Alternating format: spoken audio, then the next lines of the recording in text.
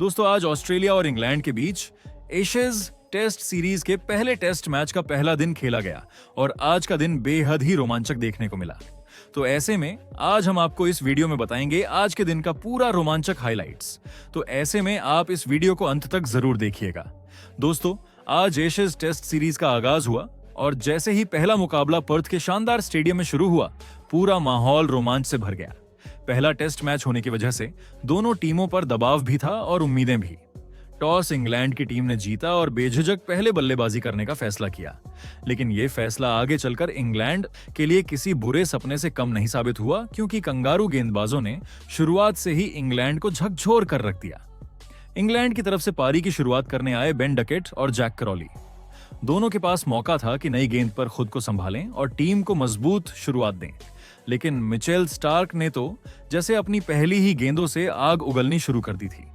Match का पहला over और उसी ओवर में इंग्लैंड को पहला बड़ा झटका लगा। स्टार्क की तेज उछाल लेती गेंद को जैक करॉली ठीक से पढ़ ही नहीं पाए और स्लिप में खड़े उस्मान ख्वाजा ने एक बेहतरीन कैच लपक लिया। जैक करॉली बिना खाता खोले वापस पवेलियन लौट गए और इंग्लैंड का स्कोर मात्र 0 पर 1 विकेट। पहले ही ओवर में विकेट गिरने के बाद इंग्लैंड पर साफ दबाव नजर आने लगा, लेकिन अब मैदान पर आए ओली पोप। उन्होंने बेन डकेट के साथ मिलकर थोड़ी संभल कर मगर सकारात्मक बल्लेबाजी की शुरुआत की।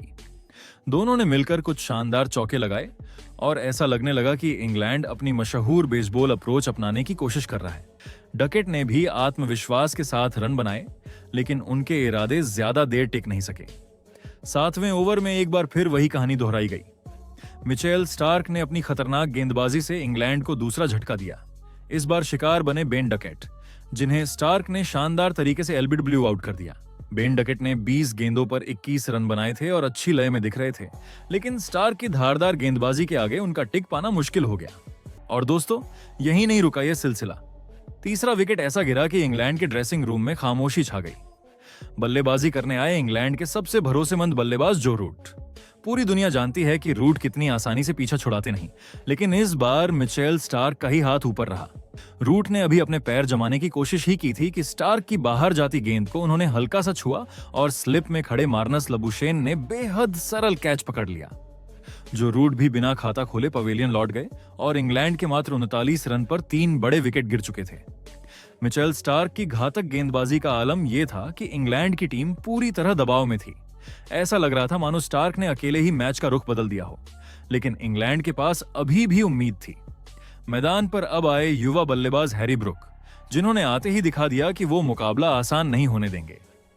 उनके साथ मौजूद थे ओली पोप, जो पहले से लय में थे।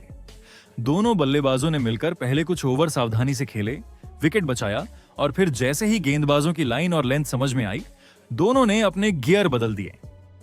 अब इंग्लैंड की बल्लेबाजी में वो पुराना बेसबॉल रंग दिखने लगा। ओली पोप ने कुछ जबरदस्त शॉट खेलते हुए तेज गति से रन जुटाए। दूसरी तरफ हैरी ब्रुक ने भी अपनी आक्रामक शैली का परिचय दिया। दोनों मिलकर ऑस्ट्रेलियाई गेंदबाजों पर प्रहार करने लगे। धीरे धीरे इन दोनों ने अपनी साझेदारी को अर्धशतक तक पहुंचा दिया और इंग्लैंड की पारी फिर से पटरी पर लौटती हुई नजर आने लगी थी। ऐसा लगने लगा था कि ब्रुक और पोप मिलकर स्टार्क के शुरुआती कहर को पीछे छोड़ देंगे। लेकिन दोस्तों, टेस्ट मैच में एक पल में मैच बदल जाता है और यहां भी कुछ ऐसा ही हुआ। 20वें ओवर में गेंदबाजी करने आए कैमरन ग्रीन, और ग्रीन अपनी तेज गेंदों और उछाल के लिए जाने जाते हैं। उन्होंने एक अंदर आती हुई गेंद डालते हुए ओली पोप को चकमा दे दिया। गेंद सीधा पैड पर लगी और जोरदार अपील के बाद अंपायर ने उंगली उठा दी। ओली पोप 50 के बेहद करीब थे। उन्होंने 58 गेंदों पर 46 रन बनाए। उनकी शानदार पारी ने इंग्लैंड को संभाला जरूर, लेकिन ग्रीन ने उन्हें रोककर इंग्लैंड को चौथा बड़ा झटका दे दिया। इसके बाद मैदान पर आए कप्तान बेन स्टोक्स। इंग्लैंड की उम्मीदें अब स्टोक्स और ब्रुक पर टिकी थीं। दोनों बल्लेबाजों ने आते ही परिस्थिति को समझते हुए संभलकर बल्लेबाजी शुरू की। उन्होंने सेशन के आखिरी कुछ ओवर बिना किसी जोखिम के खेले। उनका मकसद साफ था और विकेट नहीं गिरने देना, क्योंकि स्टार्क और ग्रीन का स्पेल आज किसी तूफान से कम नहीं लग रहा था। दोनों ने धैर्य से बल्लेबाजी करते हुए इंग्लैंड को सेशन के अंत तक सम्मानजनक स्थिति तक पहुंचाया। पहले सेशन की समाप्ति तक इंग्लैंड का स्कोर था 105 रन 4 विकेट के नुकसान पर, जिसके बाद शुरू हुआ दूसरा सेशन और जैसे ही ब्रेक खत्म हुआ, हैरी ब्रुक और कप्तान बेन स्टोक्स क्रीज पर वापस आए। इंग्लैंड को संभलकर भी खेलना था और रन भी बनाने थे। लेकिन सेशन की शुरुआत ही रोमांच से भरी रही।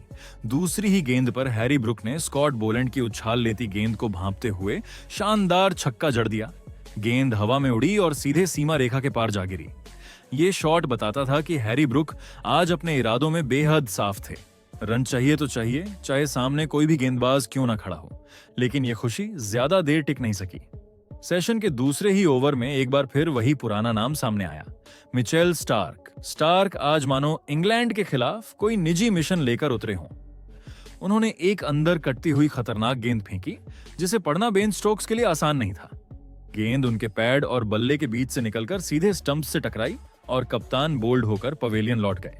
बेन स्टोक्स ने मात्र 6 रन बनाए और इंग्लैंड का स्कोर 115 पर आधी टीम वापस पवेलियन में थी। अब इंग्लैंड के सामने एक और चुनौती खड़ी हो गई थी, लेकिन बल्लेबाजी करने आए इंग्लैंड के पावर हिटर जेमी स्मिथ। उनके आते ही माहौल में एक नई ऊर्जा नजर आने लगी। जेमी स्मिथ और हैरी ब्रुक ने मिलकर पारी को आगे बढ़ाना शुरू किया और दोनों ने शुरुआत से ही आक्रामक अंदाज दिखाया। स्मिथ ने चौका लगाकर अपना खाता खोला, जिससे उनका आत्मविश्वास साफ झलक रहा था। 27वें ओवर में हैरी ब्रुक ने अपनी क्लास का प्रदर्शन करते हुए लगातार 2 चौके जमाए। उनकी टाइमिंग और शॉट सिलेक्शन कमाल का था। ऐसा लग रहा था कि अब इंग्लैंड एक बार फिर मैच की राह पकड़ सकता है। दूसरी ओर जेमी स्मिथ ने तो मानो आज निर्णय कर रखा था कि वो रुकने नहीं वाले। सिंगल डबल तो जैसे उनके लिए बस बीच बीच का हिस्सा था। असली मजा वो सीमा रेखा पार करवा कर ले रहे थे। 29वें ओवर में मिचेल स्टार्क की गेंदों पर जेमी स्मिथ का असली प्रकोप देखने को मिला। उन्होंने स्टार्क के खिलाफ 1, 2 नहीं बल्कि लगातार 3 चौके लगा दिए। स्टार्क भी इस ओवर में थोड़ा असहज नजर आए, क्योंकि स्मिथ ने उनकी लाइन लेंथ को बुरी तरह बिगाड़ दिया था। इसी ओवर में हैरी ब्रुक ने भी अपना शानदार अर्धशतक पूरे कर लिया, सिर्फ 58 गेंदों में। ब्रुक की पारी में आक्रामकता और संयम दोनों का खूबसूरत मिश्रण था। इंग्लैंड का स्कोर 150 के पार पहुंच चुका था और ऐसा लग रहा था कि अब ये जोड़ी इंग्लैंड को एक सम्मानजनक स्कोर तक ले जाएगी। लेकिन तभी आया इंग्लैंड के लिए बड़ा झटका। 30वें ओवर में गेंदबाजी करने आए ब्रैंडन डॉगेट ने हैरी ब्रुक को विकेट कीपर के हाथों कैच आउट करा दिया। ब्रुक ने 61 गेंदों पर 52 रन बनाए और एक अच्छी पारी खेलकर वापस लौटे। अगले ही ओवर में मिचेल स्टार्क फिर से आक्रमण पर आए और इस बार उन्होंने गस एटकिंसन को स्टीव स्मिथ के हाथों स्लिप में कैच आउट करा दिया। एटकिंसन ने केवल 1 रन बनाकर टीम की परेशानी और बढ़ा दी। अब इंग्लैंड लगातार विकेट गंवा रहा था और स्टार्क पूरी तरह से टीम पर हावी थे। नए बल्लेबाज ब्राइडन कार्स आए और आते ही पहली गेंद पर चौका झड़कर बता दिया कि वो डरे नहीं हैं, लेकिन वो भी ज्यादा देर टिक नहीं सके। 32वें ओवर में ब्रैंडन डॉगेट ने कार्स को मार्नस लबूशेन के हाथों कैच आउट करा दिया। कार्स ने 6 रन बनाए और इंग्लैंड की पारी डगमगाती चली गई। लेकिन असली तूफान तो अभी बाकी था। 33वां ओवर मिचेल स्टार्क की तरफ से आया और इंग्लैंड पूरी तरह ढह गया। स्टार्क ने पहले जेमी स्मिथ को बाउंड्री पर शानदार कैच के रूप में आउट कराया। जेमी स्मिथ ने 33 रन बनाए थे और अगर वो टिक जाते तो इंग्लैंड की कहानी कुछ और हो सकती थी। लेकिन अगली ही गेंद पर स्टार्क ने मार्क वुड को गोल्डन डक पर आउट कर दिया। लगातार 2 गेंदों पर 2 विकेट और स्टार्क का जश्न पूरे मैदान में गूंज उठा। इंग्लैंड की पूरी टीम 172 रन पर ऑल आउट हो गई।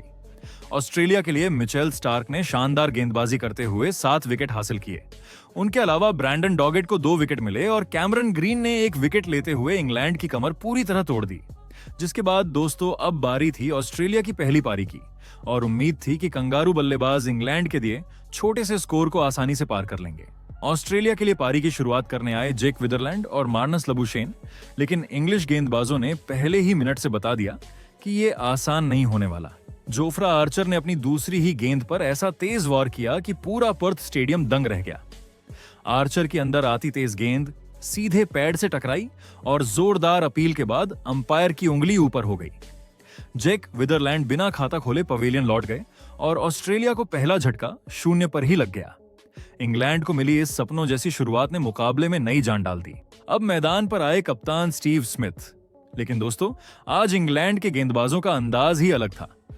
जोफ्रा आर्चर और गस एटकिंसन की इतनी कसी हुई गेंदबाजी थी कि ऑस्ट्रेलिया की टीम पहले 4 ओवर तक अपना खाता भी नहीं खोल पाई। हर गेंद बल्लेबाजों को परेशान कर रही थी। लबूशेन हो या स्मिथ, दोनों ही विकेट बचाने की जद्दोजहद में लगे थे। आखिरकार 5वें ओवर में स्टीव स्मिथ ने एक सिंगल लेकर ऑस्ट्रेलिया की पारी को शुरुआत दिलाई। उसी ओवर में लबूशेन ने भी एक खूबसूरत चौका लगाया, जिससे दर्शकों ने थोड़ी राहत की सांस ली। लेकिन इसके बाद भी दोनों बल्लेबाज इंग्लिश गेंदबाजों के सामने काफी सतर्क होकर खेलते रहे। सेशन के आखिरी कुछ ओवरों में स्मिथ और लबूशेन ने संयम से बल्लेबाजी करते हुए और कोई नुकसान नहीं होने दिया। दूसरे सेशन की समाप्ति तक ऑस्ट्रेलिया का स्कोर था 15 रन, 1 विकेट के नुकसान पर, और मुकाबला अभी भी बेहद रोमांचक मोड़ पर खड़ा था। जिसके बाद दोस्तों तीसरे सेशन का आगाज हुआ। पर्थ के गर्म माहौल में मैदान पर उतरे स्टीव स्मिथ और मार्नस लबूशेन, दोनों ही अनुभव और क्लास से भरे हुए बल्लेबाज। ऑस्ट्रेलिया को पहला सेशन मुश्किल से गुजरा था, लेकिन अब उम्मीद थी कि ये दोनों मिलकर पारी को आगे बढ़ाएंगे। शुरुआत के 2-3 ओवरों में दोनों बल्लेबाज बेहद संयमित दिखाई दिए। बिना किसी जोखिम के सिर्फ गेंद को देखो और खेलों की रणनीति के साथ वे धीरे धीरे सेट होने की कोशिश कर रहे थे। लेकिन चौथे ही ओवर में स्टीव स्मिथ ने अपनी क्लास का नमूना दिखाते हुए हाथ खोले। ब्राइडन कार्स की लाइन को समझकर उन्होंने बैक टू बैक 2 खूबसूरत चौके लगाए, एक शॉर्ट कवर ड्राइव और दूसरा स्क्वायर कट। दोनों ही देखने लायक थे। ऐसा लग रहा था कि अब स्मिथ अपनी नेचुरल गेम पर लौटने लगे हैं और इंग्लिश गेंदबाजों पर दबाव बनाने की कोशिश कर रहे हैं। लेकिन इंग्लैंड को भी किसी ने कहा नहीं था कि मुकाबला आसान छोड़ देना है। 15वें ओवर में फिर वही तेज तूफान उठा। जोफ्रा आर्चर ने एक शानदार गेंद फेंकी, तेज, सटीक और स्टंप्स की लाइन पर। मार्नस लबूशेन इस गेंद को पूरी तरह से समझ नहीं पाए और क्लीन बोल्ड हो गए। लबूशेन ने 9 रन बनाए और ऑस्ट्रेलिया को मिला दूसरा बड़ा झटका। लेकिन दोस्तों इतना ही नहीं, अगले ही ओवर में इंग्लैंड को मिला मैच का सबसे बड़ा विकेट। ब्राइडन कार्स, जो पहले थोड़ा महंगे दिखाई दे रहे थे, उन्होंने ऐतिहासिक पल रच दिया। उन्होंने स्टीव स्मिथ को एक बाहर जाती गेंद पर चकमा दिया। स्मिथ ने बल्ला आगे बढ़ाया और स्लिप में खड़े हैरी ब्रुक ने बड़ी आसानी से कैच पूरा कर लिया। स्मिथ ने 47 गेंदों पर 17 रन बनाए और जैसे ही वो पवेलियन की ओर मुड़े, मैदान पर इंग्लिश खिलाड़ियों के चेहरे खिल उठे। अब ऑस्ट्रेलिया की पारी पूरी तरह से दबाव में थी। इसके बाद क्रीज पर आए उस्मान ख्वाजा और ट्रेविस हेड, लेकिन इंग्लैंड के गेंदबाजों की भूख अभी शांत नहीं हुई थी। कार्स ने अपनी लय को जारी रखा और 18वें ओवर में ऑस्ट्रेलिया को दिया चौथा बड़ा झटका।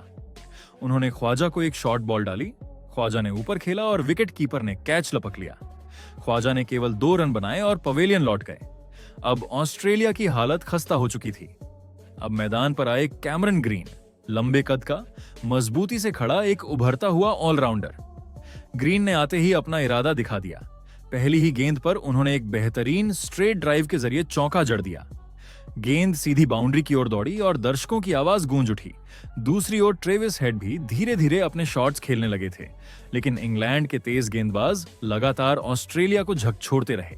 हर ओवर में 1 या 2 ऐसी गेंदें जरूर दिखाई देती जो बल्लेबाजों को असहज कर दें। पिच पर उछाल था, सीम मूवमेंट था और इंग्लैंड के गेंदबाज हर डिलीवरी के साथ और ज्यादा खतरनाक होते जा रहे थे। लेकिन हेड और ग्रीन दोनों ने धैर्य नहीं खोया। उन्होंने सिंगल डबल लेकर स्कोर को बढ़ाया, समय लिया और पारी को संभालने की कोशिश की। धीरे धीरे दोनों सेट होते गए। अब लग रहा था कि यही दोनों इस पारी को थोड़ा स्थिरता दे पाएंगे। ट्रेविस हेड का आत्मविश्वास बढ़ रहा था। 25वें ओवर में उन्होंने एक शानदार चौका लगाया। लेंथ बॉल को उन्होंने बैकफुट पर जाकर पॉइंट के ऊपर से उठाया और 4 रन हासिल किए। इसके अगले ओवर में कैमरन ग्रीन ने फिर से अपनी ताकत दिखाई और एक उत्कृष्ट स्ट्रेट ड्राइव के जरिए बाउंड्री हासिल की। इन दोनों के शॉट्स ने दर्शकों को राहत दी कि शायद अब पारी पटरी पर लौट रही है। लेकिन इंग्लैंड के कप्तान बेन स्टोक्स ने गेंदबाजी संभालकर खेल की दिशा ही बदल दी।